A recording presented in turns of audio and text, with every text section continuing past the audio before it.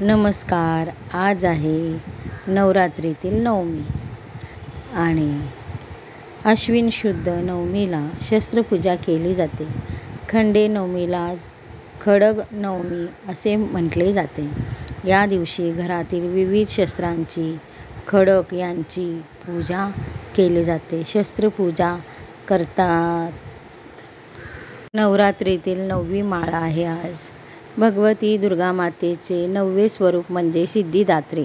देवी पुराण आणि ब्रह्मवैवर्तन पुराणात हिच्या समस्त शक्तीचे व महात्म्यांचे सविस्तराने वर्णन करण्यात आले आहे.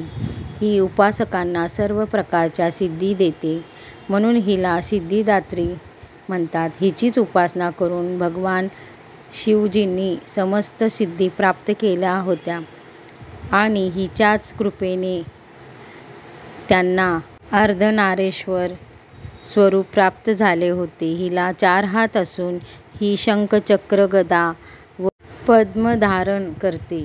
ही सफेद फुलांच्या माला धारण करणारी असून हिचे मस्तक तेजसंपन्न आहे. ही कमळात विराजमान असते. हिचे नवमीला पूजन करून लाह्यांचा नैवेद्य दाखवावा आणि त्या लाह्या ब्राह्मणाला अर्पण कराव्या.